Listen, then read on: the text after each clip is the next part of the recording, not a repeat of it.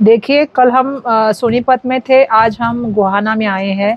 और आप सबको पता है कि संगठन सुजान अभियान के अंतर्गत हम जो है वो कल से 19 तारीख तक जो है वो सभी जितने भी सोनीपत में जितने भी धराधर एरिया है, यहाँ के जो बूथ लेवल के कार्यकर्ता है, ब्लॉक लेवल के कार्यकर्ता है, हमारे संगठन के, चाहे वो सेल डिपार्टमेंट या हमारे फ्रंटल ऑर्गेनाइजेशन के लोग हों, उनसे हम मिलना चाहते, बात करना चाहते। कल भी हमने रात देर तक जो है वो संगठन के हर व्यक्ति से जो है वैयक्तिक रूप से अकेले में बात की और उनके संगठन के सुझाव जो है वो सुझाव सुनने का काम हमने किया है।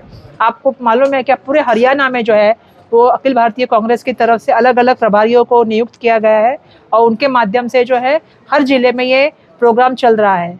हमारे अखिल भारतीय कांग्रेस के अध्यक्ष मल्लिकार्जुन खड़गे साहब और हमारे लोकसभा के विरोधी पक्ष नेता राहुल गांधी जी ने हम सबको यहाँ भेजा है और यही हमारी प्रक्रिया है कि हम कार्यकर्ताओं की बात और लोकशाही पद्धति से लोगों से मिले और लोगों का जो कहना है, लोग जो संगठन में बदलाव चाहते हैं वो हम दिल्ली तक लेके जाए और वो काम हम कर रहे हैं।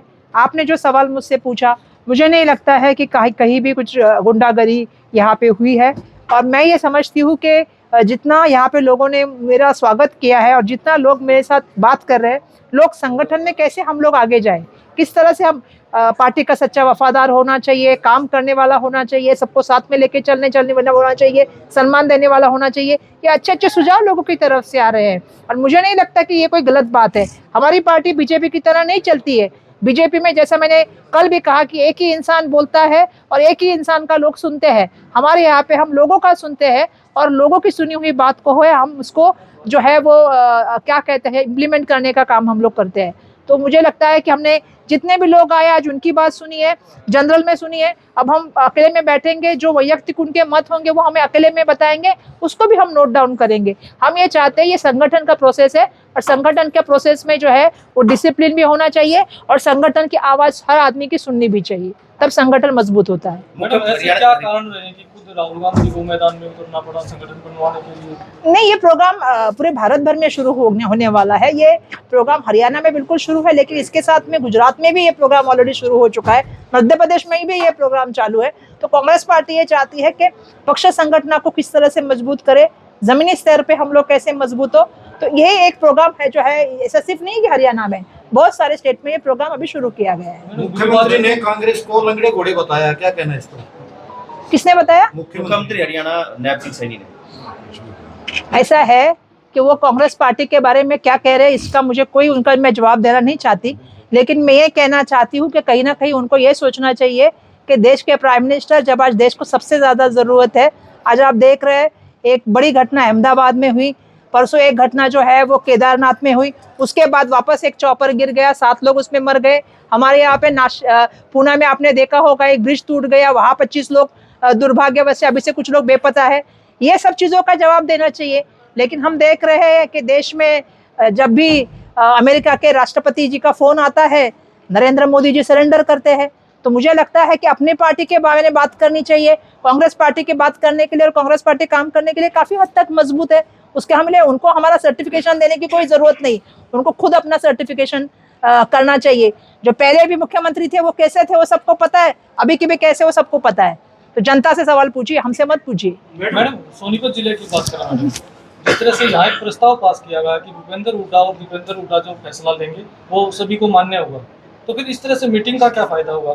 नहीं, मुझे लगता है आपने सही सुना नहीं है, आपने बिल्कुल गलत सुना है।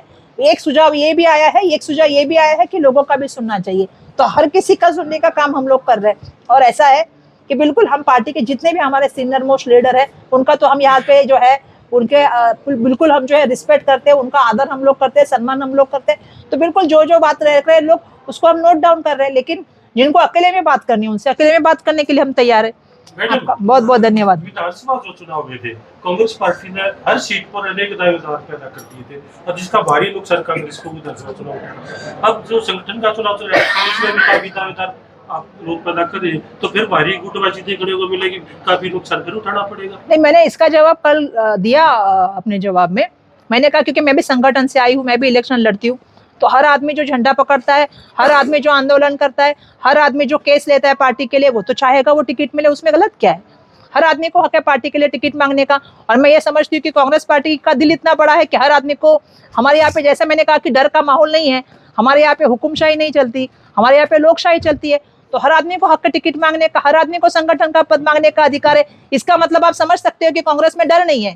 कांग्रेस में यह है कि सबको प्यार बांटो, सबको साथ में लेके चलने का माहौल करो। लेकिन पार्टी में पद भी एक है, टिकट भी एक है, जिसको मिलेगा वो सब साथ में मिलके काम करना चाहिए। ये एक मानसिकता सब संगठन में होनी चाहिए। फिर चुनाव भी लड़ा पार्टी के जो कैंडिडेट उनके खिलाफ, जिसका नुकसान भी तो ठीक है, अभी जो पिछली बात देखिए, जो पिछली बात हो गई उसके ऊपर मैं बात नहीं करूंगी क्योंकि वो बात हो गई है। लेकिन आने वाले दिनों में हम यही चाहेंगे कि संगठन एक दिल से, एक मन से काम करे, सब लोग एक साथ मिलके आए और संगठन के माध्यम से, क्योंकि देखिए कार्यकर्ताओं की भी उम्मीद होती है कि संगठन अगर मजबूत तब होगा जब सत्ता में भी आएंगे, लोग साथ में भी रहेंगे। तो सत्ता और संगठन का साथ बहुत जरूरी है और इसीलिए मैं चाहती हूँ कि आने वाले दिनों में जब भी कोई इलेक्शन हो, सब साथ में मिलकर। धन्यवाद। कांग्रेस की कल लिस्ट आई है, उसमें हिमानी नरवाल एक्सपायर हो चुके हैं, उनको ये मुझे मालूम नहीं है, मुझे मालूम नहीं है इसका। Thank you.